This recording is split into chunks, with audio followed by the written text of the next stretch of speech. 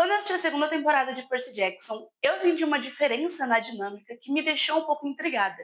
Porque enquanto na primeira temporada é como se a gente tivesse uma crescente, na segunda temporada parece que tem uma quebra ali entre os episódios 4 e 5, e eu não entendi muito bem por que dessa diferença. Só depois de reassistir a série foi que eu percebi que essa mudança é porque a jornada do herói que acontece com o Percy na primeira temporada não é com ele na segunda. Ou seja, o Percy não é o nosso herói da segunda temporada. Fala família, pra quem não me conhece, eu sou a Isa e hoje nós vamos falar da minha obsessão do momento, que é Percy Jackson e os Olimpianos.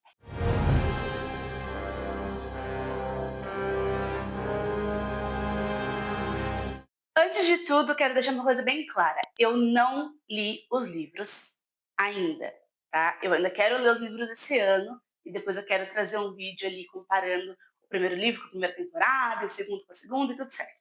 Mas, nesse vídeo nós vamos falar exclusivamente da série, ok? Então, calma, você que leu o livro. Tudo que eu falar vai estar relacionado com o que eu vi, não com o que eu li, porque eu não li ainda. Outra coisa, se você ainda não terminou de assistir, primeiro, tá fazendo o que da sua vida? Segundo, teremos spoilers. Então, assim, minha sugestão, pausa, termina, volta. Mas se você quiser ficar aqui comigo, tá por sua conta e risco, eu avisei. Vamos à série, então. Uma coisa que a segunda temporada deixa bem mais evidente pra gente é a mudança de perspectiva. Então, enquanto nos livros tudo é narrado pela perspectiva do Percy, porque a gente está dentro da mente dele, na série nós temos uma visão de cima, nós vemos quase que em terceira pessoa tudo que está acontecendo ali.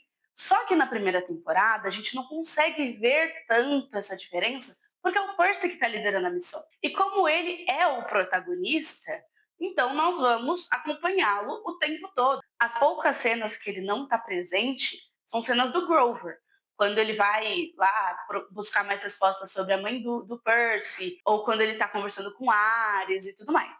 Mas no geral, a gente tem uma visão do Percy do que está acontecendo, apenas. Porque é ele que a gente está acompanhando como líder dessa missão. Já na segunda temporada, nós temos 4 perspectivas diferentes. A gente acompanha o Percy, a gente acompanha a Clarice, que é a nova líder da missão oficialmente. A gente acompanha um pouco mais do Luke e do Grover. Então nós temos 4 pontos de vista diferentes e a câmera vai brincando entre essas perspectivas, o que traz uma dinâmica diferente para a gente assistir também. E isso acontece porque a jornada do herói muda de personagem da primeira para a segunda temporada. Para quem não sabe, a jornada do herói é uma estrutura narrativa que pode ser encontrada teoricamente em todo e qualquer livro de ficção, mas que é muito mais visível em livros de fantasia. Então, se você já leu O Senhor dos Anéis, Harry Potter, As Crônicas de Nárnia, os próprios Jogos Vorazes, apesar de entrar em distopia, tudo isso você encontra a jornada do herói. Você sabe exatamente do que eu estou falando se você já leu algum deles. E a jornada do herói é dividida em 12 momentos. O mundo comum, que é o momento em que a gente é apresentado a esse universo, seja ele qual for. O chamado à aventura, que é o momento em que o nosso protagonista ele enfrenta alguma situação ali, algum conflito que quer tirar ele da zona de conforto em que ele está. A recusa ao chamado, que é quando ele bate de frente com esse conflito e tenta fingir que não está acontecendo com ele. E quem disse que isso é problema meu? O encontro com um mentor, que é o momento em que algum personagem vai surgir na vida dele para ajudá-lo nessa transição. O cruzamento do limiar, que é quando ele finalmente aceita essa missão para si. Testes, aliados e inimigos, que geralmente compõem a maior parte da história.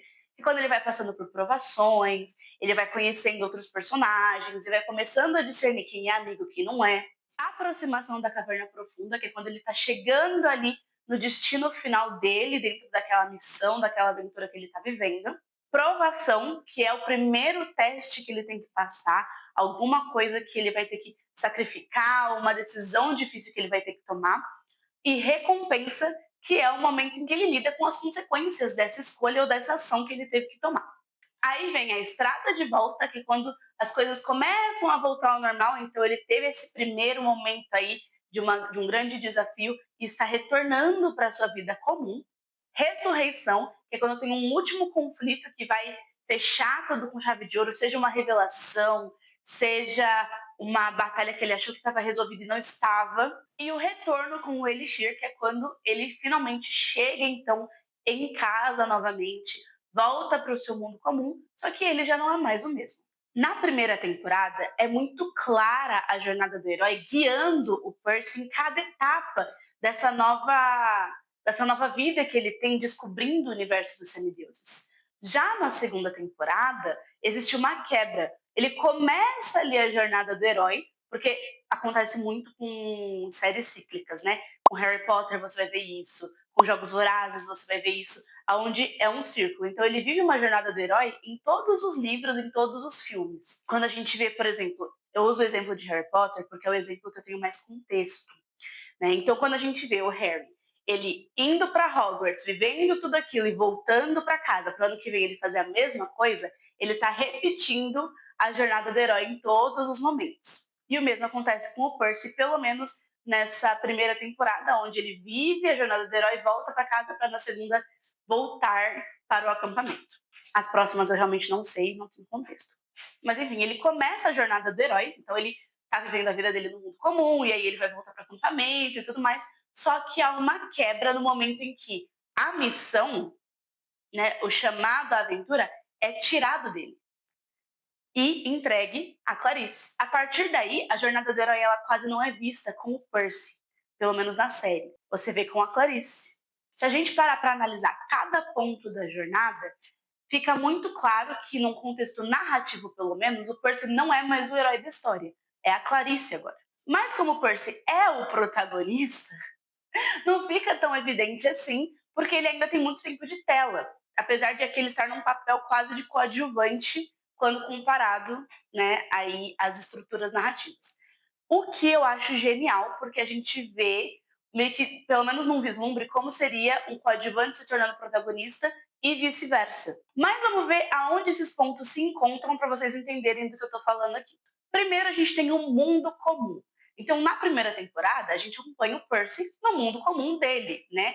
No mundo real, né? No nosso mundo, na escola, sofrendo bullying e tentando lidar com todas aquelas questões, achando que ele tá ficando maluco. E na segunda temporada, quando a gente vê a Clarice pela primeira vez, ela tá lá defendendo o acampamento, como é de praxe para ela.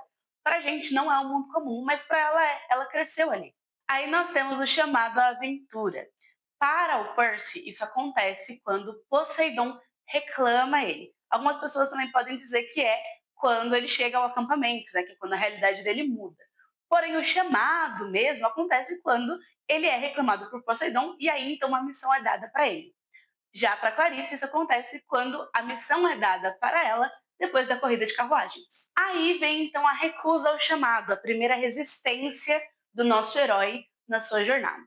Para o Percy, é um momento bem curtinho, que é quando ele diz que ele não vai atrás desse raio, ele não tá nem aí para isso, ele não tá nem se importando, porque o pai dele nunca se importou com ele, até que o Grover traz uma motivação para ele ir até o mundo inferior.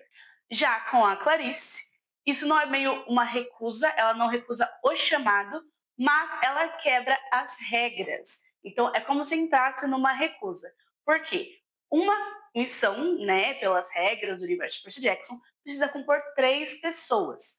Então nós temos nosso protagonista e seus 2 amigos nessa missão. A Clarice, uma vez que a Annabeth vai-se embora, ela poderia continuar com o Chris e escolher outra pessoa? Poderia. Mas ela se recusa a fazer isso e vai sozinha atrás do Velocino. Depois disso, nós temos o encontro com o mentor. E para o Percy, é engraçado, porque ele tem o Grover, que meio que é um mentor, preparou ele para esse momento. Tem o Kieran, que está acompanhando ele desde a escola e tudo mais, e está ajudando ele nesse processo. Mas, e aí isso é a conclusão que eu cheguei com a série.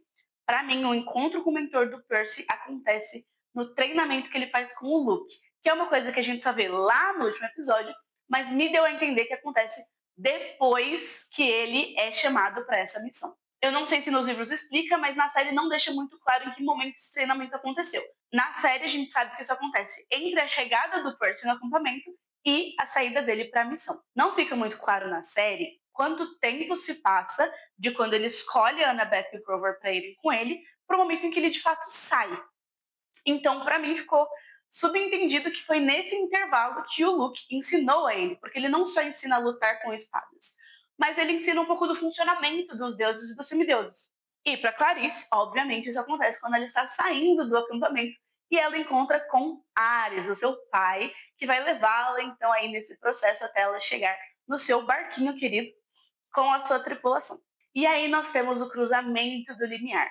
Apesar da missão já estar acontecendo, para mim o Percy passa por essa etapa da jornada do herói quando eles passam pela casa da Medusa. Eles já passaram por um teste a esse momento, né, que foram as fúrias lá no ônibus, mas é a partir desse momento que a primeira chavinha dele vira, que ele tem essa oportunidade de trair os amigos dele em prol de receber uma ajuda para salvar a mãe dele, e ele se recusa.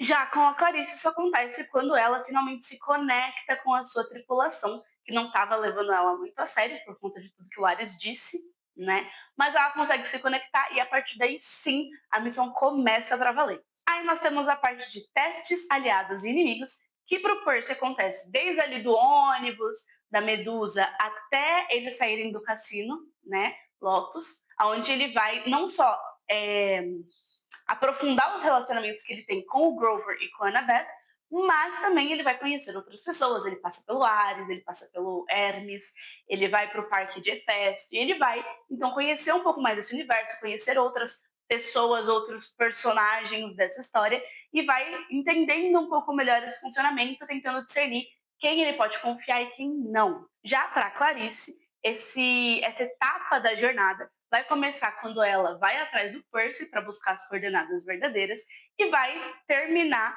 ali quando ela chega na ilha de Polifemo. Então, tudo que eles passam no episódio 4, basicamente, é o que acontece com ela durante essa parte de testes, aliados e inimigos. E eu sinto que é um pouco mais curto para ela, mas isso faz sentido por uma coisa que eu vou falar depois. Aí nós vamos para a aproximação da caverna profunda, que para o Percy é realmente a aproximação da caverna profunda quando ele chega ali nas portas do mundo inferior. E para Clarice não é diferente, que é quando ela chega na caverna de Polifemo, quando ela é levada para a caverna de Polifemo. Deixa eu só conferir se tá rodando ainda. Tá rodando ainda. Depois vem a aprovação, que para o Percy é quando ele tem que deixar a mãe dele ainda no mundo inferior para resgatar o elmo do Hades, sem saber se ele vai conseguir realmente trazer a mãe de volta, porque ele não sabe se ele pode confiar no tio dele. E para Clarice, isso acontece quando o Percy pega o velocino dela para entregar para o Luke e salvar a Annabeth. Então ela tinha a missão dela cumprida em mãos e aí de repente já era. E depois vem a recompensa, que não necessariamente é uma coisa boa, mas fala das consequências dessa aprovação. Então, para o Percy, a consequência de deixar a mãe dele lá é ele descobrir a verdade sobre Cronos. Então ele descobre o que aconteceu, ele descobre que não era Hades por trás de tudo isso, e aí ele tem que ter mais alguns passos antes de conseguir concluir a missão verdadeira dele. Já para Clarice, a recompensa de perder o Velocino para o Percy é que agora ela vai ter que desviar a rota dela e tentar entrar no Princesa Andrômeda para salvar a Annabeth e para pegar o Velocino principalmente. Depois nós vamos para a estrada de volta, que é quando as coisas começam a voltar ao normal, e é quando Percy vai então enfrentar o Ares. Eu não supero essa cena. O menino tem 12 anos e uma canetinha que vira uma espada, e ele vai lutar contra o deus da guerra, gente, olha. Roteiro, entendeu? Mas enfim, para o Percy a luta com Ares e para Clarice é então quando ela consegue pegar o Velocino de volta e ela vai voando com o Blackjack de volta para o acampamento, com agora uma compreensão mais completa da profecia dela que estava angustiando o seu ser desde o começo. Aí nós temos a ressurreição, que é um momento muito semelhante tanto para o Percy quanto para Clarice. Para o Percy é quando ele descobre que o verdadeiro ladrão era o Luke. E é aquele momento de traição que você fica, meu Deus, chocado com o que ia acontecer. E para Clarice é quando ela descobre que o Chris é um traidor também. Fui apunhalada pelas costas 2 vezes e eu caí nas duas, que nem um patinho. E por último, nós temos o retorno com o Elixir. Pro Percy, isso acontece quando ele volta para Montauk para ver se a mãe dele voltou de fato. Então, ele consegue descobrir se ela tá bem e tudo mais. E para Clarice, que é um momento glorioso, quando ela lança a lança dela com o Velocino em direção à árvore da Talha e consegue completar sua missão de salvar o acampamento. Parabéns! Depois que eu percebi isso, ficou muito mais evidente por que essa dinâmica, essa mudança de dinâmica acontece na série. Porque apesar de na segunda temporada a Clarice ser a heroína da jornada do herói, o protagonista permanece sendo o Percy. Então, você vê que aquela parte de testes, aliados, inimigos, ela é mais curta com a Clarice, porque depois que ela passa por aquilo ali, a gente volta a focar no Percy. O episódio 5 é inteiro sobre ele e a Annabeth. Então, como ela não é protagonista da série, a gente não vê a jornada meio que por inteiro. A gente, né, vê pedaços da jornada dela, enquanto a gente está acompanhando o Percy. E como ele não está na jornada do herói, ele está mais num arco de desenvolvimento, num arco de evolução, e uma coisa muito mais introspectiva que, apesar de estar presente na jornada do herói, não é o foco dela, né? Na jornada do herói a gente tem muito mais assim, a lição final ela é interna, né? Sobre a pessoa se descobrindo algo que ela nunca imaginou, mas a trajetória inteira ela é externa, é sobre ela descobrindo um novo mundo, descobrindo novos desafios, novos inimigos, novas habilidades e novos aliados. E o Percy ele não tá nisso. O Percy tá na tentativa de salvar o amigo dele e ele acaba conhecendo muito mais sobre si. Então tem toda a questão da profecia, tem a questão do defeito fatal dele, e como tudo isso afeta, tem ele entendendo como ele se sente quando ele perde as pessoas que ele ama para além da mãe dele. Porque no começo, na primeira temporada, ele só tinha mãe. E agora ele tem muito mais a perder. Então, quando o Grover some, o Tyson morre, a Annabeth é levada, ele começa a entender quem ele é quando essas pessoas estão em perigo. E quando a gente olha a série, a segunda temporada, pela perspectiva do Percy, realmente existe uma quebra. Ela é dividida em duas metades. Porque você tem esse crescendo até o quarto episódio, onde nós temos aquele clímax no final do episódio, no barco, não sei o que, não sei o que lá. E depois a gente tem uma quebra de adrenalina, porque a gente tem uma pausa na ação e vai um pouquinho para aquela tensão psicológica do episódio 5. Então a gente sai de uma cena que a gente está assim na frente da cadeira, a gente tá ali, né, quase caindo da cadeira com a cara na tela, e depois a gente meio que se encolhe um pouquinho, porque fica uma tensão muito grande de como eles vão resolver isso, o que vai acontecer, mas não tem tanta ação. Tem muito mais tensão, tá tudo aqui. Faz sentido? Acho que faz sentido. De qualquer forma, eu amei a experiência de ver a série e toda a evolução absurda que tem da primeira para a segunda temporada, em atuação, em roteiro, em efeitos especiais, o tanto de efeito prático que eles usaram na segunda temporada, que torna tudo mais realista. O desenvolvimento dos personagens, que é assim, absurdo de bom também. Você consegue ver muito mais profundamente personagens que eu já sei que não dá para aprofundar no livro. Estou triste porque não teremos Tyson na próxima temporada. Não sei se na série eles vão fazer alguns cortes com ele, mas até onde eu sei ele meio que dá uma sumida agora, depois que ele foi lá trabalhar para papai, não é mesmo? Então ele vai dar uma sumida, estou triste, mas estou curiosa para ver o que vem por aí. Eu só tenho 10% talvez de contexto do que acontece no terceiro livro, então eu estou realmente intrigada para saber como que eles vão desenvolver isso na série, porque eu não sei o que esperar. Pelo que eu vi nas entrevistas, a partir daqui é só para trás, então é tipo aquele momento cálice de fogo, quando começa a dar tudo errado, e aí dali para frente é só para trás. Vou sofrer, vou chorar, vou ter que lidar com morte de personagem que eu amo, já tô preparada para isso, na teoria. Mas o Walker, que é o ator que faz o Percy, já disse que essa temporada, a terceira temporada que eles gravaram, é a mais fiel aos livros até então e que foi a temporada que ele mais gostou de gravar. Então, se o próprio Percy Jackson, fã número 1 dos livros, está dizendo isso, eu confio.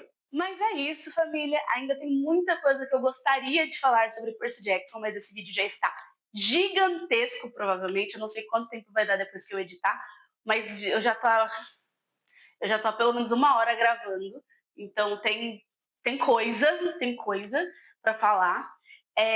Mas se vocês quiserem que eu volte com algum assunto específico de Percy Jackson para falar, coloca aqui nos comentários que, gente, gravar não quer demais, né? Eu pessoalmente posso falar quantas vezes forem que eu tô de boa com isso. Depois que eu ler os livros, eu venho fazer um comparativo do livro com a série. É bom que nesse meio tempo eu não assisto a série mais, para eu poder tirar ela da minha cabeça, e aí sim eu leio o livro e assisto a série como se eu estivesse vendo pela primeira vez de novo. E não se esqueçam de me seguir nas redes sociais também, vou deixar tudo aqui embaixo para vocês, porque a gente tá sempre conversando por lá.